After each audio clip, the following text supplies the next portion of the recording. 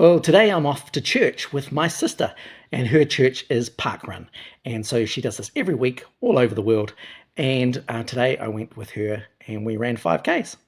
So let's start on the first book of Nephi, which is the second week of the Come Follow Me curriculum. And many people have asked as we've gone along, if Joseph Smith wrote the Book of Mormon, where are his notes? And I can show you them. They are embedded in the text, and they are right here. This header here, which is in the beginning of most of the books of the Book of Mormon, is the plan, is the heads, is the design and outline of what is going to be talked about. And it is written down first as a guide to serve as a structure and a framework to follow. You've got to understand that Joseph Smith was very poor. He learned to memorize things because paper and pen weren't readily available and paper was expensive. Joseph could absolutely read, and he probably loved to read, and he could write, but he didn't have a lot of experience in writing, and it was slow. So he used a scribe to write down, and he performed the Book of Mormon. It was done as an oratory production. He spoke the words, the scribe wrote it down, he checked what the scribe had written, made changes, and then moved on. Effectively, Joseph Smith was doing TikTok long before TikTok. So he had an idea of what he wanted to say, he said it, he stopped, he reviewed, he said some more. So this header, this outline, kept him on track. It allowed him to take a particular point, expound on it, but then come back to his original trajectory, so he managed to get to the end of it as he wanted to. Now, this is a very common 19th century practice called laying down of heads, and it's the idea that you make notes, small notes, which then you can expound. And this way, preachers in the 19th century could give hour-long speeches with very little notes, or sometimes no notes, because they'd memorized the heads. And of course, if you could produce something like this without notes, it made it look very miraculous. It made it look like you were being led by the Spirit. Now, we know that Joseph Smith was familiar with this technique because he used it in his 1832 history.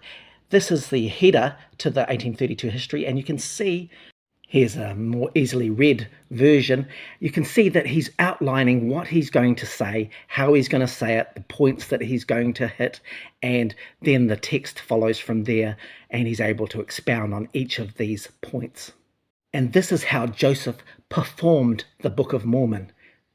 He dictated what he wanted to say, and we can see from the text that there are a number of examples that show he's speaking it on the cuff in the moment, and I'm going to explain these as we go through the text. The foremost authority on the Book of Mormon as a performative text is William L. Davis, and his book, Visions in a Seer Stone, really worthwhile reading, and it really shows Joseph's development, and it gives examples in the text of how he is doing this. So this header text in the first book of Nephi gives an idea that it's Joseph Smith and that it's a 19th century literary technique that he is using. So let's start off with 1st Nephi. It's going to talk about how the text of the Book of Mormon shows that it is Joseph and shows that it's a 19th century text. And the first way that you can see this in the first book of Nephi is with verse 11. Nephi describes in verse 11 that his father has had a vision, and in the vision his father has seen a book. And this is totally anachronistic. Books did not exist in 600 BC because writing was not that well developed yet. The idea that you would have a collection of writings that you could put in some kind of codice is unknown in 600 BC. This is a 19th century idea that's being played back and put back into an Old Testament setting. And along with this, verse 9 and 10 of that same vision talks about Jesus coming down with 12 apostles. And again, this is totally anachronistic. The writings that we have before Christ from the Jews do not describe any of these things. But it is very 19th century to look at the Old Testament and see Jesus and the gospel in its pages and culturally appropriate the idea of Christianity back into an Old Testament setting. These are major issues because anybody reading the first book of Nephi who has any knowledge about ancient text would see this as a 19th century production. And as I've said before, the replacement text that begins with 1st Nephi is also the last to be dictated. So it's the last to be produced, and it has a lot of ties into the last parts of the Book of Mormon. So they kind of wrap around, and a couple of verses here show this very well. The first verse shows Nephi speaking in the first person, which doesn't happen till the end of the Book of Mormon, and then it's transferred into this beginning part, this replacement text. And verse 2 shows this as the learning of the Jews and the language of the Egyptians, which also mirrors Mormon chapter 9, where he's talking about the idea that the Book of Mormon is written in Reformed Egyptian. These literary devices are absent from 600 BC. They're just not part of what is being recorded at that particular time. It's so simple then, and it's so advanced by Joseph Smith's time. This shows the text as a 19th century text. It's a 19th century rendition of what an Old Testament idea and religion might be based on Protestant Christianity in 1829. Now, you could say a lot of these ideas came from Joseph and reimagined the things that were in 600 BC, but that would make Joseph Smith an author, which is what I'm trying to tell you and what I'm trying to explain and demonstrate by this evidence. Okay, let's look at 2 Nephi chapter 2, which talks about Lehi and Sariah and the 4 boys, Laman, Lemuel, Sam, and Nephi, leaving Jerusalem. Now, there's a couple of things in here that are really interesting, and that is, of course, you must know that Joseph Smith also left his home, that his family fled for economic reasons. They were economic refugees, leaving New England through to western New York. And this was because a volcano erupted in Indonesia that blanketed the world with ash, and it caused no summer in New England, which meant crops failed and people were starving. And the Smith family, who were already poor, needed to flee for their survival. And Joseph Smith Sr. went first, and the family followed, and they ended up in Palmyra and then Manchester, New York. The Smith family were very poor because Joseph Smith Sr. had lost the family fortune in a ginseng speculation, and this meant that the family moved in a lot of poverty. But they had come from quite a lot of riches. Their families, both sides, were quite well to do, but the Smiths were very poor, and leaving their land and their inheritance and their gold and their silver, as they supposed, it was a big trip and a very difficult one through to western New York. So Lehi and his family's experience in 1 Nephi chapter 2 is very reminiscent of Joseph's own experience. And there is another one also in this same chapter, and that is that after Alvin died, Lucy Mack and some of the older children went to the Presbyterian church because they were shamed because Alvin was not baptized. But Joseph Smith Sr. held firm that this was a farce, that people shouldn't be baptized, that organized religion was not great. And Joseph Smith Jr. supported his father in this, and he supported the idea that his father knew what to do and that the rest of the family were going off on their own tangent. And so we have here in verse 16 a really curious work where Nephi is petitioning the Lord to know if the way that his father has taught him is right, and the Lord visits him. And so this is a very similar wording and experience that Joseph later talks about with regard to the first vision. We also see some Smith family traits: an older brother who's benign but supportive of Joseph, which is probably Alvin. And Nephi describes himself as being large in stature, and Joseph Smith Jr. was definitely large in stature. And the Smith family talked about western New York as the wilderness, and so that was a major part of Joseph Smith's growing up. He understood the wilderness being away from his extended family, his place of birth, his inheritance, and this really comes through in these chapters. So 1 Nephi chapter 3 talks about Nephi and his brothers going back to Jerusalem in order to get the brass plates, which were a record of the Jews presumably the scriptures of the Old Testament up until that point. And what I find most fascinating about this chapter is its use of treasure digging lore, the idea that there is a guardian over a treasure and that you as a treasure seeker are trying to get the treasure from them. And we see these treasure digging mechanisms to try and secure the treasure, including a idea that works in threes. There's a request, a bargaining, and also maybe an entrapment and killing of the treasure guardian. Joseph and his family were obviously heavily involved with treasure seeking and this idea of treasure lore and guardian spirits. And so this is a really interesting endeavor and kind of autobiographical. But also one of the other really interesting parts is that Joseph went on two great quests when he was a young person. One was to Harmony, Pennsylvania as a treasure digger for Josiah Stoll, and then he went back again in order to get Emma as a wife. And so these two quests that Joseph went on are similar to the quest that Nephi goes on, back to Jerusalem to get the treasure from Laban, and then back to Jerusalem to get the daughters of Ishmael and the Ishmael family in order to secure wives for the brothers. Nephi and his brothers also get into some conflict when the treasure doesn't get revealed.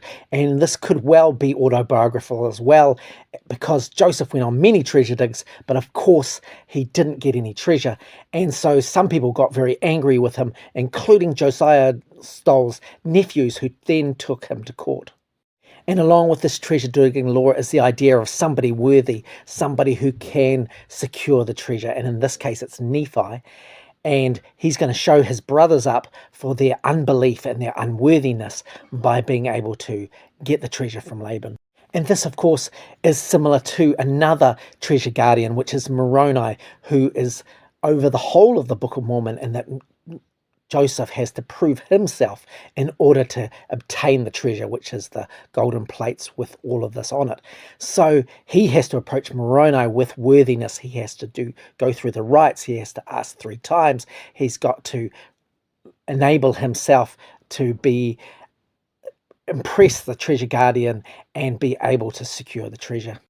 And what's also interesting about this chapter is that it would have endeared the Book of Mormon to its first readers, who were from the same folk magic New England culture that Joseph was from. And they would have seen Laban as a treasure guardian and Nephi as being able to secure the treasure. And it would have played into that same story of Joseph getting the golden plates from Moroni. It just would have felt very natural to the people of Western New York. And we might even see a hidden message in there for Laban and Lemuel, who might be part of these treasure-seeking gangs who don't have faith in Joseph as being able to secure a treasure. First Nephi chapter 4 is the story of Nephi slaying Laban, the guardian of the brass plates. And he does so because he finds Laban passed out, drunk, on the streets of Jerusalem. And he hears a voice in his head that says he should slay Laban because it's better that one man perish than a nation dwindle and perish in unbelief. This is a crazy story, not just because scripture says that if you hear a voice in your head, you might be justified in killing somebody, but also because it's not the only story like this in the scriptures. In the Apocrypha, in Judith chapter 13, Judith also feels like she needs to save Jerusalem, and so she takes a knife and cuts off somebody's head that is threatening the city. The precedent of killing somebody in the name of God is a really dangerous one, because of course you can justify all kinds of things if you feel like you're right and the other person needs to be eliminated. Where are the checks and balances on this particular scenario? Because Nephi is not much different than a madman who might be committed for such a crime. And this is played out in terrible ways in the church and justified a number of murders that just can't reasonably be looked at without a lot of scrutiny and worry about how it will be enacted. It seems crazy that an omnipotent God who has managed to secure Laban's incapacitation by getting him so drunk then requires Nephi to cut off his head. For two reasons. One is, of course, if he's that drunk, Nephi can strip him of his clothes and get the brass plates and flee regardless. But also, if he chops off his head and there's all of that blood, how is Nephi going to put that blood-soaked draped stuff on him and be able to be in disguise so that Zoram trusts him with the plates? This is more reminiscent of a swashbuckling adventure story than real life. It certainly has the hallmarks of this treasure-digging folk magic lore that enables a seeker of treasure to steal it by entrapping its spirit guardian prisoner. But what I will say is that it's a bit of genius, because if you're not disturbed by this story, which is only 4 chapters in, you are ripe for conversion. And not only does Nephi murder Laban, but he steals his clothes, his sword, his plates, and then his servant. It seems like Nephi has lied, he's stolen, he's coveted, and he's murdered, which are pretty much the biggest crimes in the 10 Commandments. And this means the end justifies the means, which means for Joseph, he can do all of those things too, with regard to bringing forth the Book of Mormon and it be completely justified. First Nephi chapter 5 starts with the brothers coming back from Jerusalem with the brass plates and finding their parents in conflict. This is very reminiscent of the kind of conflict that existed between Joseph's parents, Lucy Mack Smith and Joseph Smith Sr., when they moved from New England through to western New York. It was a difficult trip. They were very poor. Joseph Smith Sr. had lost their family fortune, and they were starting off again outside of their family and support networks. Smith parents also differed in their religious views, and this was a really big division in Joseph Smith's life growing up. The next part of the chapter talks about the brass plates themselves, and that it's a record of the Jews, basically the Old Testament up until the time of Jeremiah. This is completely anachronistic. These things did not exist as a collection in 600 BC, and much of it didn't even exist in 600 BC. The Torah, for instance, is the first 5 books of Moses, and that was not created till at least 533 BC, or even as early as 333 BC. It just did not exist in this time frame, and the idea that these things would be collected together in a form of Old Testament is just nonsensical. But it is understandable because people in the 19th century and even today think of the Old Testament as a history of the Jewish people. And it is to some degree, but it's also a history which has been worked over time to its present example. And it just did not exist in this particular form in 600 BC. And we know this because scholars do not use the Book of Mormon to get to an earlier version of the Old Testament. The passages of Isaiah that are in 1st and 2nd Nephi, or that are of the 10 Commandments in Mosiah, are based on the King James Version of the Bible, which was available to Joseph in 1830. If the Book of Mormon preserved an earlier version of the Old Testament from 600 BC, scholars would be so excited because very little exists from this particular time period. And the plates themselves don't stand up to scrutiny. To inscribe brass metal plates, even if they're 1 millimeter thick, with the text of the Old Testament, would make the plates half a meter wide and would weigh 130 kilos or 300 pounds. This is just not practical for recording information nor transporting it at any great distance. First Nephi chapter 5 shows that it's Joseph's family we're talking about here, that it's Joseph's worldview about the Old Testament, and that he's making some serious miscalculations when it comes to metal plates and their ability to hold information like the Old Testament. Just in closing up of week 2 of the Come Follow Me series, it might be a really good idea to look at some of the characters in the first book of Nephi and relate them to the people around Joseph and the experiences that he's having. Lehi is heavily modelled after Joseph Smith Sr., who was also a visionary who moved the family from New England through to Western New York with the idea that it would be a land of promise and help change the family fortunes. Lucy Mack, in her memoir, talks about how difficult this change was and this migration, and how different parts of the family found it very difficult. Soraya is heavily modelled after Lucy Mack, and you see that interaction between the parents and that conflict. One thing that's really interesting to know is that Soraya has the only speaking part of a woman in the Book of Mormon, and there are very few women in the Book of Mormon and very few women voices. And so we're going to see that again and again, but women are really sidelined in this whole production. Laman and Lemuel as the older evil brothers, I think that they're most likely modelled after Emma's cousin and her brother, who were involved in the production in Harmony, but of course things went really badly, and Joseph Smith had to flee Harmony, Pennsylvania at the beginning of June of 1829, and he's writing this soon afterwards. And so the persecution that he felt from particularly Emma's cousin might have been heavy, but also there might have been events in Harmony that meant that they were involved.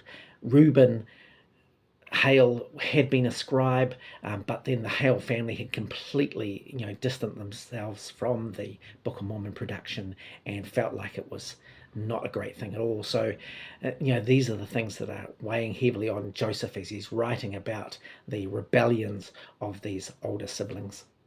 Sam, on the other hand, is probably modelled after Hiram, who was a benign older brother who supported Joseph, but not necessarily was a great leader at this point. Nephi is obviously Joseph, and you can see those really strong connections. The idea that Nephi is looking out for his father and his father's visions, but then he surpasses his father and becomes the hero. So he's redeeming his father, but also he's saving the family in his own right. And he's, questions the Lord, he sees the Lord, he becomes the leader. These are all things that happen to Joseph in the Smith home. Laban in the story, I think, is modelled after Martin Harris, because this is happening in June of 1829, and Joseph is trying to recover the lost manuscript from Martin, and Martin can't produce it. And so there's probably a lot of angst and anger against Martin, and he kind of sacrifices Martin. He gets him in Doctrine and Covenants 19 to mortgage his farm, and he knows that this may mean the destruction of Martin, and yet it's that same passage, one man should perish so that a nation won't dwindle in unbelief, I think is labelled against Martin. And I think Zoram is modelled after Oliver Cowdery. He's a friend to Joseph. He's taken over the role of record keeper from Martin, and he's helped produce the last part of it. And he's very much a servant to Joseph, but a friend servant. And of course, all of these things that are happening to Lehi and his family have happened to Joseph already. He's speaking from experience. He's speaking from the family dynamic that he has. He's speaking from the migration he's made from New England through to Western New York. He's talking about that fleeing from Harmony that he's just done in June of 1829. So these are all things that are happening to Joseph, and he's relaying in this particular first few chapters that make it feel very real, because they are real experiences, and they happen to people around him as he's working. So that rounds up week 2 of the Come Follow Me program.